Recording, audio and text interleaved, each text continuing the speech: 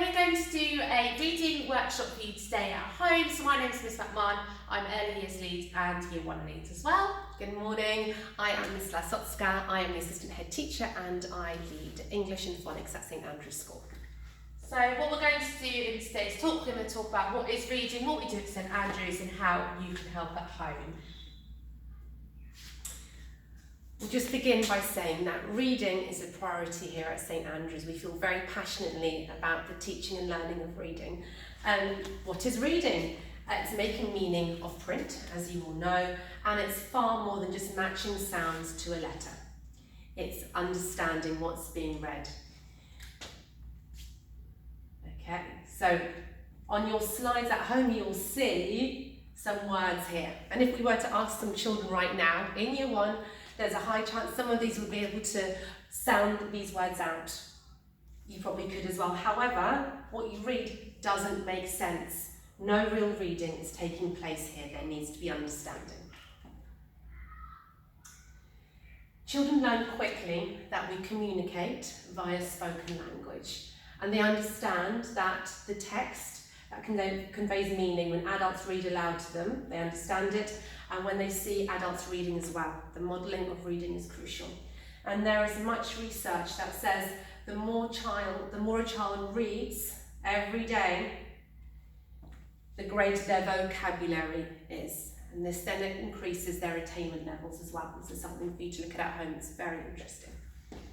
So this is reading aloud, so we really focus on reading aloud to the children. We read to them every day. We need you doing that at home as well. It boosts a positive attitude towards reading, it develops their vocabulary and those listening and attention skills, which are really crucial from early years, that they can communicate and they can listen.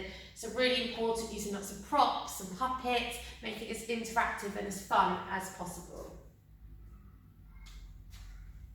And also in the environment, we have lots of engaging, enriched things around us, so in early years and Year 1, this is an example of what we've had in early years in our writing areas. So the books are being used to inspire the children to write, but obviously they need to understand the text as well to be able to write and then tell us what they've written about.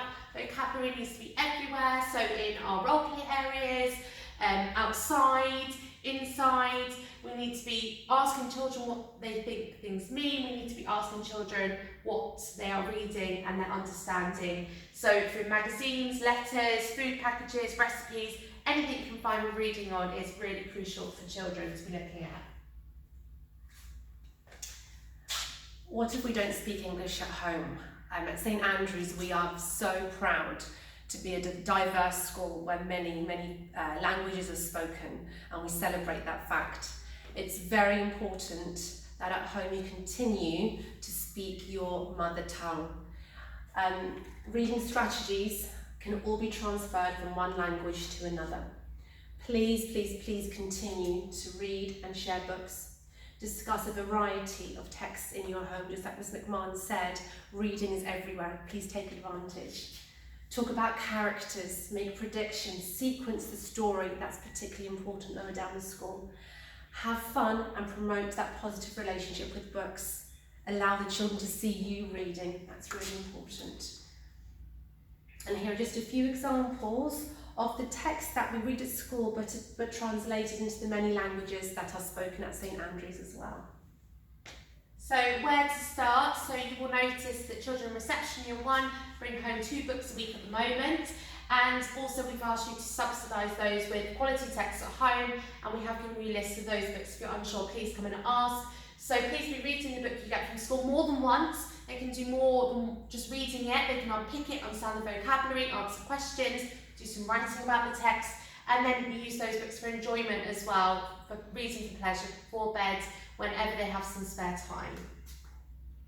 So in reception they start on pre-level reading books. They don't have words, and that is because the children need to understand what they are reading. They need to understand what's in the pictures. They need to be picking up key vocabulary. If they don't have the language, the understanding, they won't be able to read. So our early learning goal is at the bottom here, so that's what they need to do at the end of early years. So I let you have a read about at home. They're looking for rhyme, repetition. They need to be holding the book correctly. They need to understand how books work before they move on to books with words in. So this stage is really, really crucial to their development. So this is an example of a reading observation in early years. So you may see that we leave comments in their reading records. Please leave comments for us as well, so we can see what they're doing at home. So I'll let you have a look at some of these observations at home. Here is another one as well. So this is an example of reading for pleasure. So hopefully the children will pick up books in the environment. Maybe it's in the Tough Trove with the dinosaurs and they're reading a book and they're finding things that link with what they're playing with as well. So it's learning through play and they're picking up books in their environment. We've also included the Year 1 reading objectives for you to have a read at home. Everything's broken down and easy to understand. This is taken from the national curriculum. It includes everything that needs to be focused on, so that's for reading. And we have the comprehension objectives here as well. By comprehension, it's understanding what's being read, all there as well for you to look at in your stead. So here is the reading levels. Please do not rush your child through the reading levels. They will go on to the next stage when they are ready. So as you can see, they start on pre and early years. Ideally, by the end of early years, they should be on red. But if they're not, that's not to worry. We want them to really get that quality text, those reading times with the other texts. And then by the end of year 1, they ideally need to be on orange text. So you can see the stages of the development they will go through. We will test them when we think they are ready. So they need to use their phonic sounds to sound out. They need to be reading from left to right. They need to talk about the book. They need all of those skills before they can move on to the next level. So it's not just being able to fluently read. I echo what Ms McMahon says about not just being able to fluently read. It's about understand to understand what's being read. And at St Andrews we use Reading Vipers. It's an acronym for the 1, 2, 3, 4, 5, 6 reading skills that we teach and children need to pick up along the way in order to be good readers. So the V in Viper stands for vocabulary. So it's understanding new words in context. I, infer, it's being a detective, it's reading between the lines. How might the character be feeling? Making predictions based on what they have read. Explaining what's happened. That oral element of reading is very, very important. Retrieval, asking a question about what's happened, and sequencing the story as well. That makes up Vipers. Questioning. We question all the time at school and it must be purposeful. Encourage children to answer in a full sentence, not just because. Please use the stem of the sentence as well. Some children may need scaffolding for them. So my turn, your turn. If they're not sure, please model it for them and they echo it back. And on your slides, you'll be able to delve a bit deeper and look at some retrieval questions and inference as well. So tips and support for helping at home, to summarise what we must have been talking about. So establish a regular read aloud time with your child. So it might be before bed, when they go home from school, whenever you can fit it in, but they must be listening to quality text from an adult as well. Have lots of reading books at home. The children can easily be able to access those. They should be locked away in a cupboard, kept safe. They should be out and they should be being used. Hopefully go to a library when we can. Tap into your children's interests. So if they are really interested in dolls or dinosaurs, then buy books about those to get them into reading and understanding and enjoying it. Use different voices in the text. So you can make them up with your child, you can do a bit of role play. Share books that you like with your child. You need to be reading as well, so modelling to them that it's not just when your child are reading, adults love reading too.